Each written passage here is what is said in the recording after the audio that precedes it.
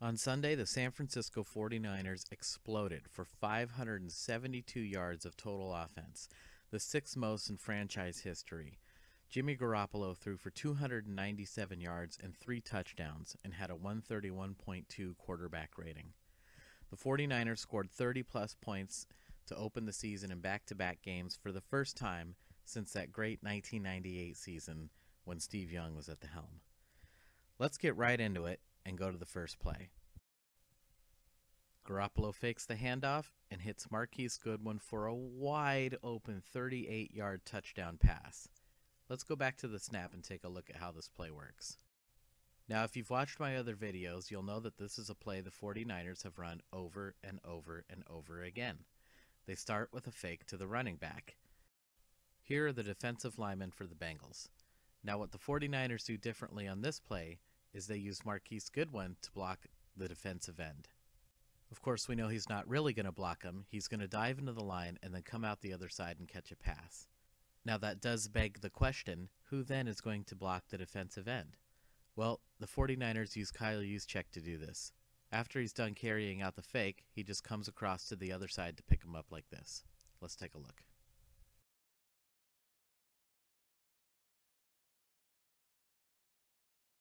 Garoppolo gives Goodwin a nice, easy pass to catch because he's so wide open, and he probably didn't need to lob it up there as high as he did, but after the game, Garoppolo said he just didn't want to be on SportsCenter not top 10 for overthrowing Goodwin on the play.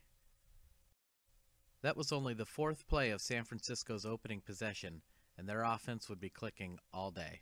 Let's take a look at this next play. Now, the first thing they do is they put a man in motion. That's Dante Pettis. After the Bucs game, Kyle Shanahan said he didn't know why Pettis was only in the game for 2 snaps and planned to get him more involved in the game plan this week. Now, the Bengals know this, and there's a lot of things they can do with Pettis on this play. They can hand the ball off, he can block for the running back like this, or he can run a route and catch a pass. Now, the Bengals know this, and so they're going to keep a close eye on him, especially the linebackers.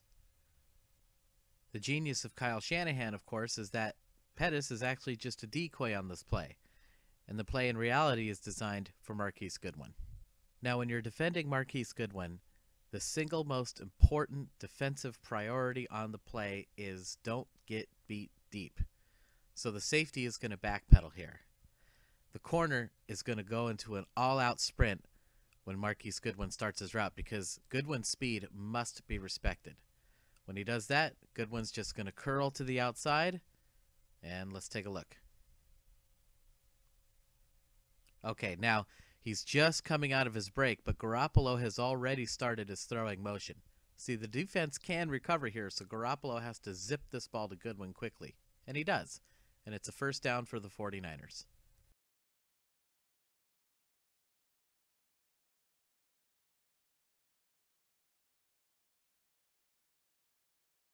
It's easy to see why Goodwin's speed is such an invaluable asset to the 49ers.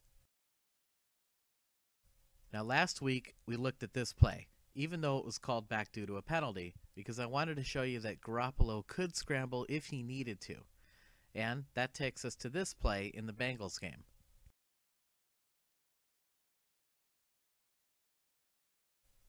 Okay, let's stop it right here. Now, the first thing we're going to notice is that all the receivers for the 49ers are covered. Now, there's also a running back on the play, but he's not ready to catch a pass yet. Also, he's barely to the original line of scrimmage, and this is a 3rd down and 9. In addition to that, he's going to be picked up by the linebacker. So, Garoppolo decides to scramble here. Let's take a look.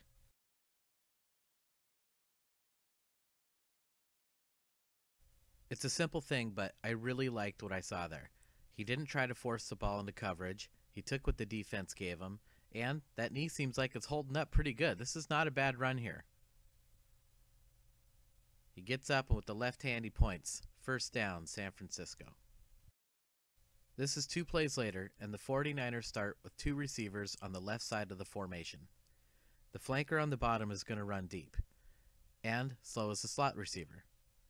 Now, the corner on the outside is going to go deep with his man, but the slot corner is not. He's going to blitz. The slot receiver will be picked up by these 2 defenders, and it's going to be the responsibility of the running back to pick up the blitzer. Let's watch and see how this unfolds.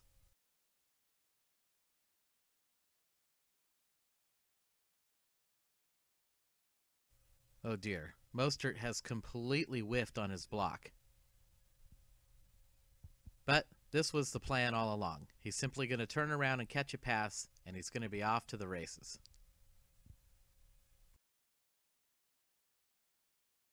Now, did the 49ers know that the slot corner was going to blitz in that situation? Well, they couldn't have known for sure, but they probably had a very good guess. And that comes with a lot of film study and preparation by the coaching staff. And look how Garoppolo gets that pass off with a man right in his face. Excellent play design, preparation by the coaches, and great execution by the players. Touchdown, San Francisco. Okay, we're going to move a little bit ahead to later in the second quarter here, and this is a really nice play. They start off by putting Deebo Samuel in motion, and the entire offensive line goes with him. Naturally, the Bengals defense reacts strongly and goes with them. The corner will also go with them, allowing Mostert to slip underneath the formation uncovered.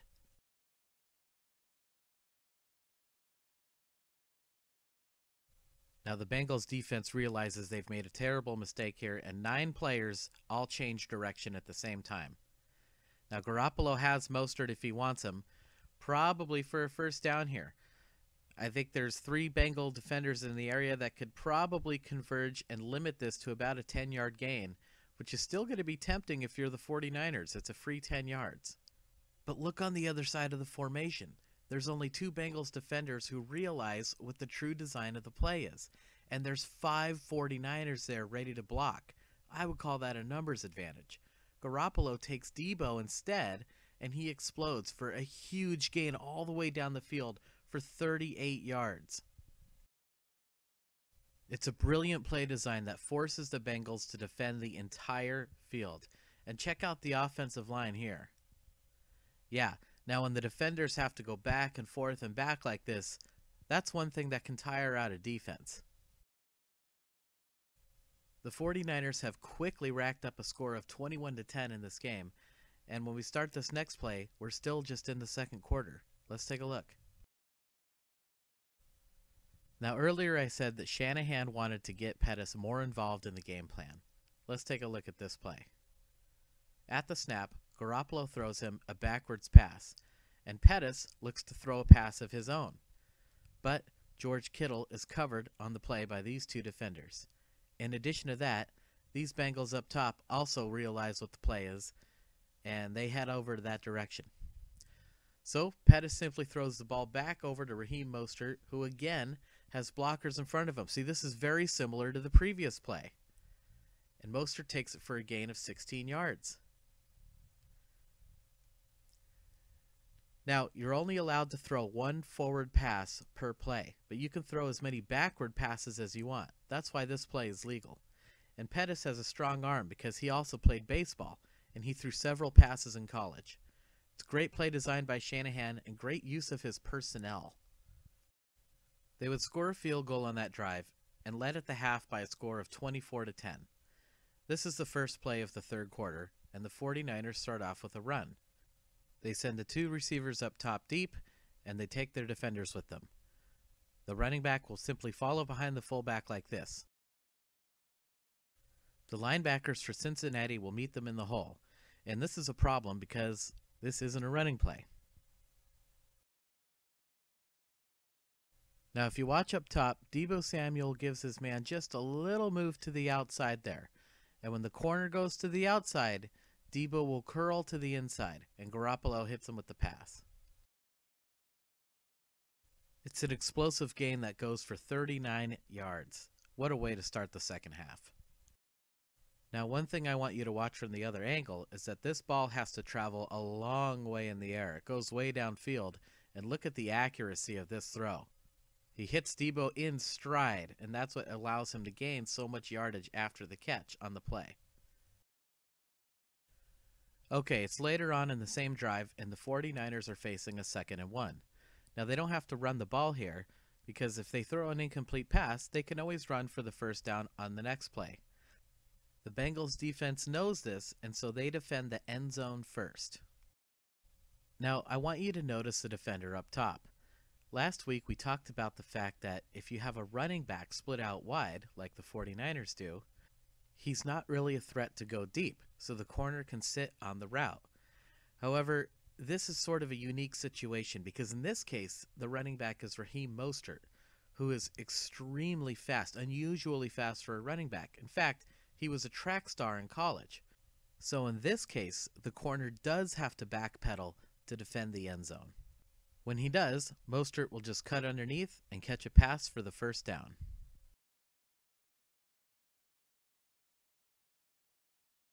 It's an outstanding example of Shanahan applying something that happened the previous week and making full use of all the personnel he has on his roster for maximum effect. Very impressive. Now, as we look at this angle, I want you to notice the left tackle Joe Staley and how easily he redirects the pass rush around Jimmy Garoppolo. Staley would be injured later in the game, and this could impact how the 49ers are able to execute their offense going forward. But for now, let's go back to this game. The 49ers have got the first down and they're ready to go for a touchdown here. They execute a run fake. Juszczyk, instead of blocking, is just going to go out and catch a pass, and Goodwin is going to run a route into the end zone like this. But the true purpose of his route is to actually block the defender of Deebo Samuel. Now, just like we talked about last week, he can't actually touch or engage with the defender until after Samuel catches the pass. So he's very careful not to do that. But it still is very effective. Samuel gets great separation and is wide open for a pass. Touchdown 49ers.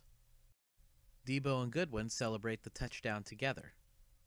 And this next play is actually a great example of how Marquise Goodwin's speed again can generate offense for the 49ers just by itself. They start off by sending the flanker down to the bottom deep, and he takes the corner and the safety with him. This linebacker will pick up Dante Pettis, who again is coming in motion into the backfield. These two linebackers will keep an eye on the running back.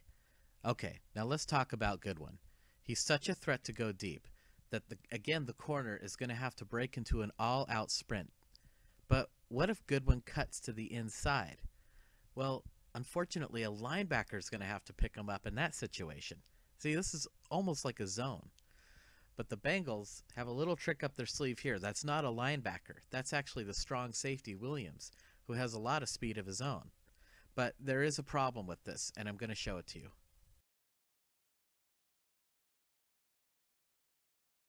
The problem is that Goodwin is so fast that once the safety has to change directions, he is already beaten on the play. Garoppolo sees it and gets the ball down to Goodwin, who takes a hit and hangs on to the football. Big play for the 49ers. Now, there's not a lot of time to fit this ball in there, but you can see as soon as Goodwin goes behind the safety, Garoppolo gets him the ball just in the nick of time. San Francisco would tack on another field goal, making the score 34-10. And it's getting to the point where they can just run the ball, even though we're still midway through the third quarter. Here, they send the fullback into the line and hand the ball off to the running back behind him, like this. The Bengals defense reacts strongly to the play, as 9 players run in for a run blitz. There's just one problem. It's not a running play. George Kittle slips behind the defense. Garoppolo hits him in stride and he's off to the races. And watch how he fights for extra yards here.